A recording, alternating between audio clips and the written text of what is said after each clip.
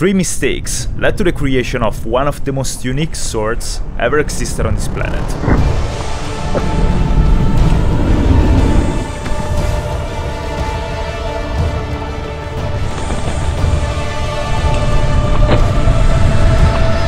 And it all started from bread. More specifically, Dutch bread. So there is this Dutch company called Kak that makes bread, like an insane amount of it. They make so much bread indeed that they automated the entire process using machines, from mixing the ingredients to cutting the dough and so on. And well, it turns out, for all those machines, you also need a lot of spare parts. So Kak decides to open up their own metal 3D printing department called K3D, all to make their own tools for the bread production. And so they buy 2 metal 3D printers called Metal Fab 1. Now, 3D printing metal sounds very cool and exciting, and it is. The printers cost $1 million each. So if you're wondering how a luxury home can 3D print metal, here's how it works. This is a layer of very fine metal powder. Now a strong laser melts the powder and turns it into solid metal. Then the machine lays another layer of powder on top of everything, and after that the laser repeats the process and melts another layer of solid metal on top of the first one. Now if everything goes according to the plan, at the end of the process you get a 3D printed metal part. But things didn't really go according to the plan. If the laser moves too fast or it's set to a low intensity, it doesn't really melt the powder completely. So instead of getting a perfectly solid 3D printed part, you get a very porous one, like with millions of pores. Now the guys at K3D noticed the mistake and realized it was actually a great feature. Because you know, bread dough is very sticky, which makes the process of cutting it much more difficult. But now, if you got a porous knife and you blow air through it, suddenly bread doesn't stick to it anymore. Actually, almost nothing sticks to it anymore. It basically works like air hockey. Air gets pushed through the pores, and it creates a thin membrane that prevents even the stickiest stuff to stick. Now, the reason I know about all this stuff is because I watched a video of a Portuguese YouTuber called Intexa, who one day had the idea of converting a Dyson hairdryer into a rocket engine. Like, actually. Well, to achieve that though, he needed a metal 3D printed component. And where did he go to get it? To K3D in the Netherlands. So he went there, he got the component, but then he also saw the knife made with porous metal. And I guess since he's so into rocket engines, the first thing he thought about doing with the knife was setting it on fire. This is what happens if you blow a flammable gas like butane into the knife. And if instead you use hydrogen... Look at that! That knife is the second mistake of the story.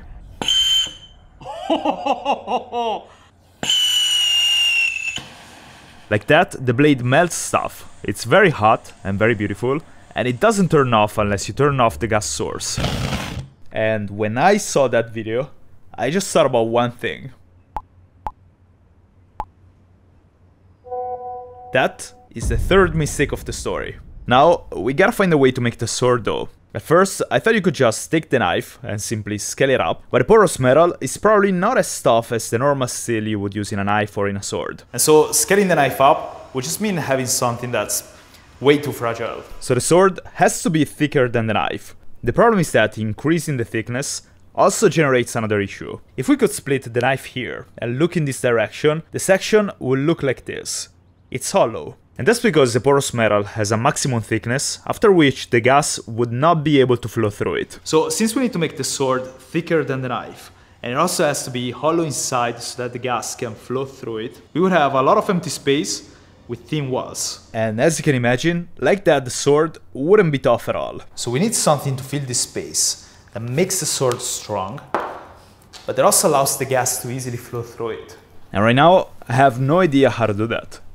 I think we can solve this problem with a gyroid. What is a gyroid?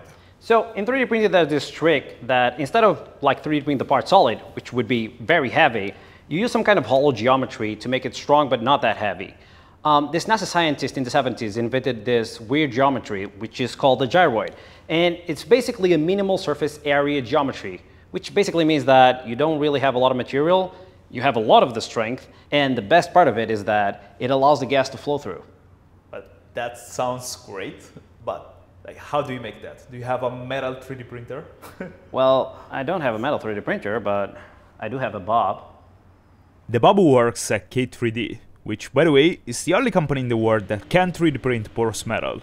And when we asked Bob if he could print a sword for us, he actually agreed to do it. So if we're gonna end up with a freaking functioning flaming sword, we also gotta thank Bob for that. Or blame him, if something goes very wrong with it. Anyways, after Intexa finished the 3D model, we sent everything to K3D, where they 3D printed the sword. And here it is. This looks very unique. There are two types of metal in here. In the handle, there is a non-porous one, because I mean, you don't want it to spit fire, while the rest of the sword is porous metal. Total length is about an arm long, which makes it something between a gladius, the sword the Romans used, and a Viking sword, while the thickness is a little bit more than 70 millimeters. And that's very thick for a sword, but that's because the gyroid had to fit inside the blade. There is also a welding mark here, and that's because the metal 3D printers have limited dimensions for the parts they can print. And so we had to print the sword in two parts, and then weld them together. Lastly, there is also the connector at the end of the handle, in which we connect the gas source. Now, it would probably be wise to test the sword right away, to see if it at least catches on fire, because right now we got no idea. But my OCD brain needs to fix a few things first. Right now, the sword is not balanced, and it's not comfortable at all. And so, I told the other guys I was gonna make the handle of the sword before the test. Now, I have no idea how to make the handle of a sword, but I'm motivated. So, I'm gonna start with the guard, that usually protects the wielder's hand from an opponent's blade sliding down. But since I don't think I'm gonna find somebody willing to duel to death with me for this video, unless... In this case, the guard is gonna help my hand not get cooked if it accidentally slips on the flaming blade. My idea was to cover this entire part of the sword with the guard. The problem is that the sword has a lot of details going on here, so I would have to grind all these shapes into the guard to make it fit, and it would take forever, and surely at least a few tries. Or I could fit the guard here. Yeah. So I got a chunk of aluminum. Steel is usually better for a guard, but aluminum is great at dissipating heat, which is definitely the priority for this sword. Then I cut a smaller chunk with the approximate dimensions of the guard. And right now, I got something like this. Before shaping it with the grinder though, I gotta do the hardest part, which is drilling a hole in here, so that I can fit it around the handle. The hole needs to have the same exact dimensions of the handle. If I make it too big, the guard would be too loose. If it's too small, it wouldn't fit. Now first, I need to drill a few holes to remove as much material as possible without exceeding the dimensions of the handle. And I've been very careful. It took a while, and this is how it looks now. It looks bad. So now I'm manually filing the hole, trying to fix all the mistakes I made while drilling it. And I think it took me something like 3 hours. The good news is that now I got a much better hole than what I had before. The bad news is that when I tried fitting it on the handle, I realized something. This is where we're gonna fit the gas connector, right? Do you notice something? That part is thicker than the handle, which means my guard doesn't fit at all. And if I made the hole in the guard as large as the connector, it would then be too large for the handle. So I basically just wasted 3 hours. Never mind, I found a solution. I just made a larger round hole in the middle of the square hole, and then I kept filing it and testing it, filing it and testing it for like 2 hours until the handle finally fit. At this point, I can work the guard into its final shape, and I started by cutting off chunks of materials using the bandsaw. Now I have to round and smoothen the edges, and I'm doing that first using the belt grinder, and then sanding it by hand. And here's how it looks. Now, before polishing it, I also need to make the pommel, which is pretty fundamental for the balance of the sword. Ideally, the center of mass in a sword should be pretty close to the hilt, as you see here. And since right now that's not the case, the extra weight of the pommel would bring the center of mass back. For this reason, I cut another piece of metal, and I basically repeated the same process I used for the guard. I cut out a rough shape using the bandsaw, and then I smoothed the edges with the grinder. And after spending a while sanding the pommel by hand, I polished the guard and the pommel with a buffing machine. And even though I still need to clean them up, I think they look pretty good. Now, the only thing missing before the test is the grip.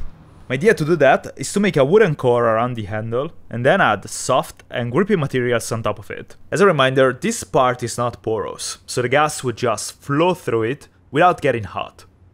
Hopefully. Starting with a wooden core, this should be pretty straightforward. I'm just cutting out a piece of wood with the right length, and after that I'm shaping it with the belt grinder. I'm trying to grind the wooden block down to the same thickness of the guard. This way, they should look nice when they're mounted together. At this point, I need to make the wooden block fit around the handle. And to do so, I basically repeated what I did with the guard. I drilled a few holes into the wood, and then I filed by hand till I got a hole with the same shape and dimensions of the handle. And it took a little bit of convincing, but after a while, I got a pretty tight fit. I also already drilled a hole into the pommel. This way, I can temporarily place it at the end of the handle. The balance of the sword got much better than before, and this would probably already work as a grip. But to consider it complete, I need twine, glue, and patience. First, I'm wrapping the handle with twine, gluing it every once in a while to keep it in place. The handle like this feels much more comfortable already. But to make it even better, I took a piece of leather and I cut a few strips out of it. Then I glued 3 of them on top of the twine based on the position of my fingers on the grip. Now the last step is wrapping everything with leather. And it took me a few attempts to do it, but I made sure to avoid gaps between the leather and the twine. This final wrap keeps everything in place and makes the grip even more durable. To finish it up, I added 2 leather strips here, and now I just gotta mount the pommel. The problem is that I'm not really sure how to fix it here. But then I realized that the hole I made into the pommel is just a little bit smaller than the diameter of the gas connector I'm gonna screw into the handle. This means I can hold the pommel in between the gas connector and the grip. At this point there was a little gap between the pommel and the grip, but I tried to fill that with O-rings and it actually worked pretty well. The pommel squeezes the O-rings against the grip and everything feels very tight and sturdy. And now I just gotta sharpen the blade. As an experiment, I'm trying to polish/sharpen the porous metal using the porous knife as a guinea pig. And this way it certainly gets sharper, but polishing it also closes the pores. And since we want to have as much gas and as much flames as possible, I'm just gonna sharpen the blade with whetstones. And even though I was a little bit limited by the thickness of the sword, hopefully this edge will be enough to cut stuff. So here we are, 4 months in the making, and the sword is finally ready. Now, before leaving the shop though, I also want to give a big thanks to the brand who entirely funded this project, and that's War Thunder. Imagine if someone threw 2,500 tanks, planes and ships from 10 different nations and said, go destroy each other. It's completely free. You can play from mobile, PC, Xbox, PlayStation, whichever you got laying around. I've been playing it a bit and it's very nice. The sound effects and the graphics are all very realistic, and there are a lot of little details. For example, when your tank or plane gets destroyed, the game shows you exactly how it happened with an X-ray view. You see where the shell penetrated, which components were affected, and what actually led to the destruction of the vehicle. Also, I like you don't need any fancy equipment. I've been playing it just with a mouse and a keyboard, so if I can handle it, you can do it too. So if you're into military history, or just love epic battles, you should definitely give it a try. Plus, with 70 million people playing, you will never run out of action. I'm leaving a link in the description that you can use to sign up. And also, new players or players who haven't played in 6 months will also receive a massive bonus pack on PC or console. The pack includes multiple premium vehicles, 100,000 silver lions, 7 days of premium account, and more. The bonus is also available for just a limited time, so if you're interested in the game, make sure to not miss it. Let's test this! So, here we are. It's time to find out if we made a flaming sword or a porous stick of metal. I would be very disappointed if it didn't work right now. Definitely. But yeah, let's try it out. The setup is actually pretty simple. You just connect the sword to a butane tank through a hose, and by opening the tank, butane gas would flow into the sword. Whenever you're ready. Okay. Are you Going? Yeah.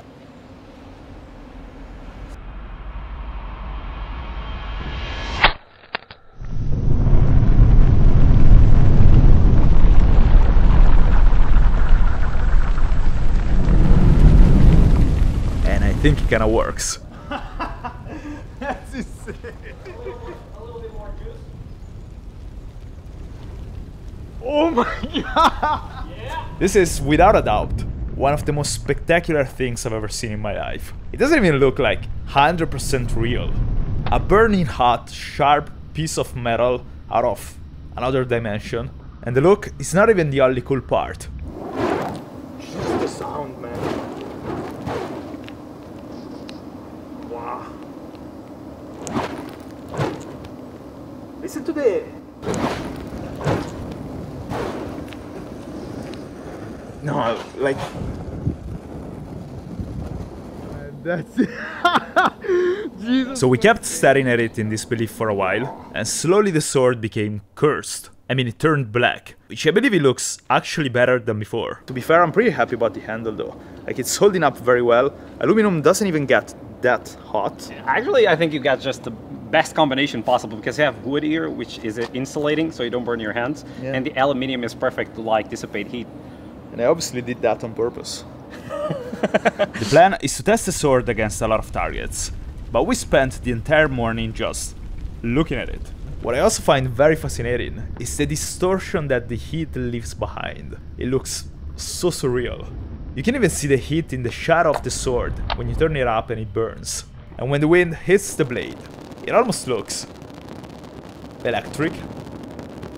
Alright, let's test it. First of all, what happens to the targets when you hit them with a flaming sword? And second thing, we want to actually test how tough the porous metal is, because right now, we don't know. It could be fragile, it could be tougher than the normal one. We have no idea. And also, we want to find out how sharp it actually is. These are all the targets we are gonna test, plus a watermelon that got into a little bit of an accident on the way here. Anyways, we're gonna try to slice all of them, starting from the easiest and ending up with the toughest one. I'm pretty sure it's completely gonna destroy the tomatoes. I'm not so sure about the gelatin guy. I'm not sure about the gelatin guy. I fear about the sword, honestly. But yeah, we're gonna find out. And the first target is the watermelon. Now, the sword is pretty thick, and because of that, we weren't sure if he was gonna be able to cut anything at all.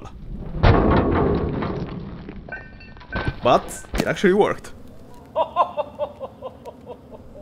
Then, by watching back the super slow motion footage though, we realized that the flame actually disappeared before the impact with a watermelon. And we don't want that. We want big flames. Always. How are we gonna fix that? I have no idea. Dan, in Texas, actually had an idea though. Yeah, basically, when I need a little bit more pressure, I just turn the can upside down and the liquid butane starts pouring out, which gives a much bigger flame. What I advise is for you to keep it as far away from you as you can. Alright. You can turn it on. Okay. This is already much stronger than the other tank. Well, then wait for this. Oh god, it's going now. Oh jeez, it's going now. Yeah. I'm not sure if you can see that on camera, but that thing is insane. It felt like holding a furnace in my hand. But this trick apparently solved the issue. Oh yes! Okay, we found the way. It's freaking hot, but I guess we found the way. It's still going, by the way. No. Do you notice how I turned this off and it's still going? Because there's liquid butane inside the pipes, which is still fitting it.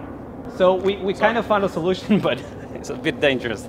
So we tried the new method with target number 2.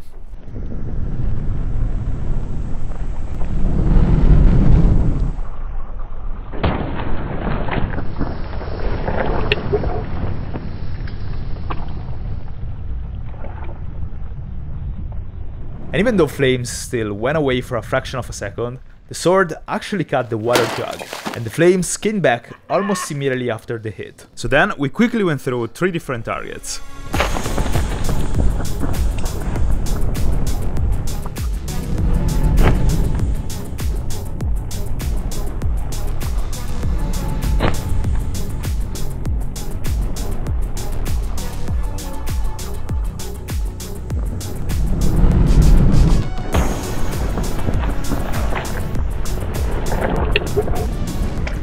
So now, we're gonna move to the fun stuff. You know, ballistic gelatin is actually pretty tough. It should simulate muscle tissue.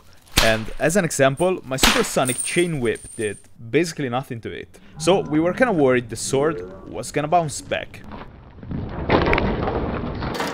Oh! But it actually went through it like Jesus, butter. like that was clean through. That's No insane. resistance whatsoever. We didn't get this slow motion shot, so I'm gonna try to hit it again. And this time, we definitely got it.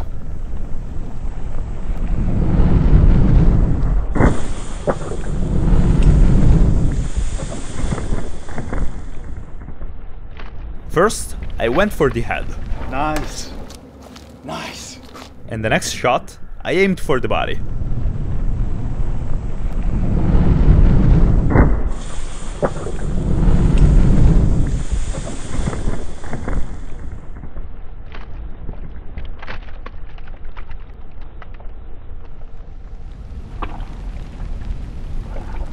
So the sword definitely cuts the ballistic gelatin. But right now, we also want to find out if the heat actually plays a role in that. Okay, let's see how easily I can like split it in half. Okay, let's go. Oh, jeez. Oh. Oh, Jesus. Oh my god. Look at that. Oh my god. The noise is unsettling. But it's, look, it's like ham. Oh my god. That is great. The thing is, one thing is melting the gelatin, That's insane. another one is cracking bones. And right now, we want to find out if the sword can actually do that. The goal is here in the neck, and at the moment, I'm not confident at all about doing that. I'm kind of scared, honestly. I feel like this could actually break the sword. So it's either gonna break the neck, or the sword is gonna break. But obviously, there is only one way to find out.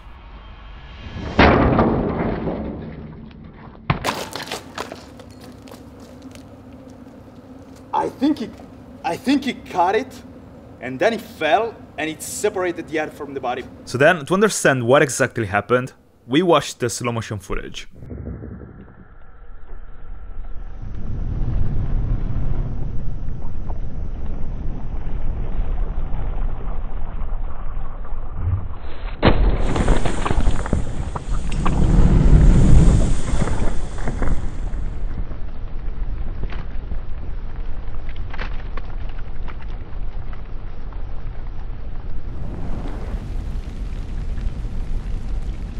Yeah, it took a little bit of time to break the neck, but then it sliced through, and I guess it separated when it fell on the floor. Look, yeah, it's broken. No, I can't believe we actually did this. Like seriously. Like, it's insane. This shouldn't be... Real. And I'm still not 100% sure it actually is. Hey, Mike, do you have any grape juice? Massive shout out to Intexa for collaborating with me on this one. I'm saying this way too sexual. If you don't know him, definitely check out his channel because it's great. Big thanks to K3D for printing the sword. And last but not least, thanks to War Thunder for supporting this whole thing. Use the links in the video description to sign up and receive a massive bonus pack on PC or consoles. Go check it out.